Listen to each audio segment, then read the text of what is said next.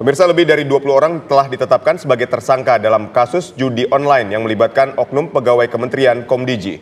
Pihak kementerian bersama dengan pihak berwenang bertekad melakukan bersih-bersih terhadap praktik terlarang tersebut maupun para oknumnya. Ya, akankah bersih-bersih judi online di Komdiji turut menyeret nama penting? Selengkapnya dalam Benang Merah, bersih-bersih Komdiji dari oknum judi.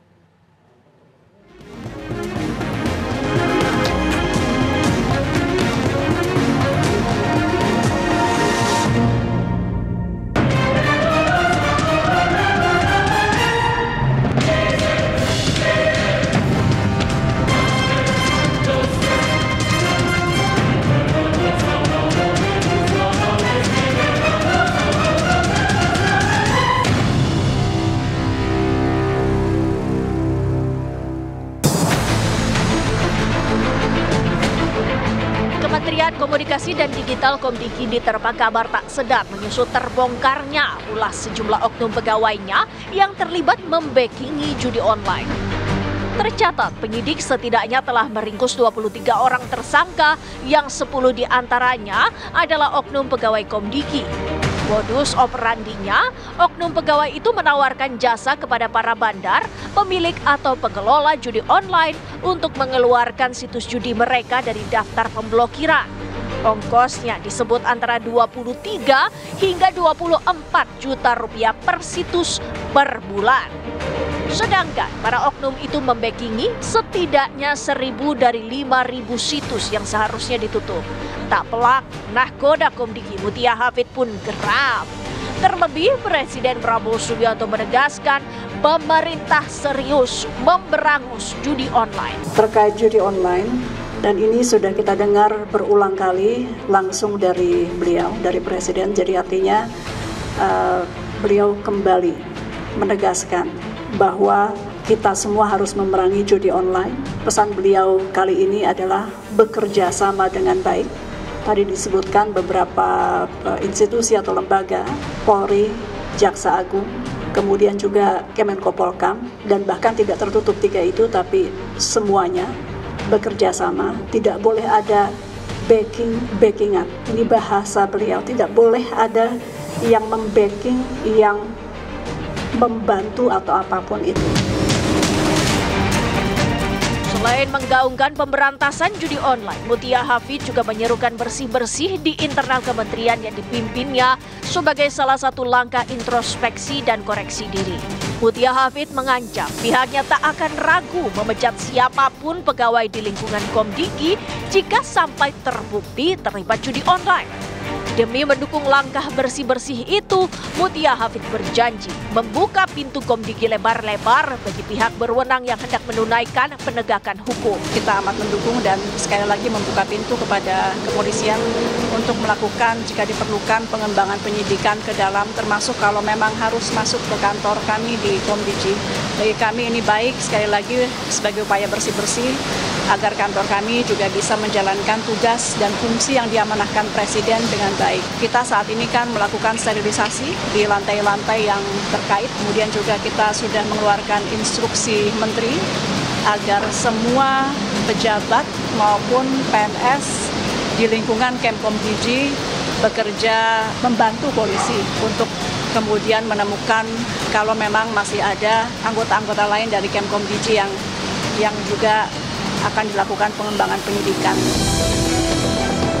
Terkuaknya keterlibatan orang dalam Komdigi yang ikut membackingi praktik judi online mengejutkan sejumlah kalangan. Apalagi praktik terlarang ini diduga sudah berlangsung cukup lama. Sedangkan pegawai Komdigi disebut terikat kuat dengan komitmen menjaga integritas. Lantas, kemana perginya pengawasan terhadap praktik lancung selama ini? Luar biasa ini buat saya, terus saya waktu mendengar beritanya saya udah terkejut, waduh kok begini gitu. Artinya, wah luar biasa. Jadi di luar perkiraan kita tuh ada keterlibatan orang dalam tuh di luar sama sekali perkiraan kita selama ini. Betul, patah integritas kan itu perjanjian di atas kertas dan tangan. Yang ngawasin siapa? Pengawasannya selama ini seharusnya seperti apa? Ya cuma tanda tangan aja, kan udah. Dan habis itu udah lupain ya, yang penting formalitas kan. Tapi berikutnya pengawasannya, kepatuhannya gimana? Tidak ada yang memastikan kan. Tidak seperti halnya di swasta atau BUMN, itu kan ada yang memonitor. Selain aspek perilaku oknum pegawai Komdigi yang menuai sorotan, sistem keamanan siber di kementerian tersebut juga mengundang tanya. Sebab tindakan oknum pegawai membackingi praktik judi online tersebut, faktanya mereka lakukan di luar kantor Komdigi. Tata kelola terhadap teknologi gitu yang ada di Komdigi juga belum terlalu bagus gitu. Jadi harus ada perbaikan. Misalkan, ini sudah ketahuan nih bahwa mesin ini harusnya hanya bisa digunakan dari kantor Komdigi gitu. Sehingga nggak boleh tuh orang dari luar melakukan akses terhadap mesin yang digunakan untuk pembatasan akses. Tapi kan ternyata mereka bisa punya akses, kemudian menjalankannya dari Bekasi kan yang dibilang kantor satelit itu. Oleh karena itu, perlu segera dilakukan audit. Kira-kira siapa lagi yang punya akses? Karena ternyata mesin ini dari zaman COVID itu karena work from home kan, kemudian diberikan akses kepada orang-orang untuk bisa bekerja dari rumah. Nah itu harus dicek ulang lagi nih siapa yang memiliki akses terhadap sistem pembatasan akses yang ada di Komdigi.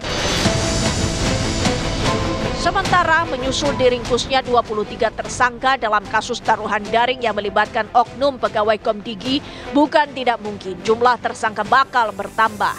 Pertanyaan menggelitik selanjutnya, akankah bersih-bersih judi online ini juga akan menyasar sejumlah nama penting? Saya masih meyakini pasti akan bertambah.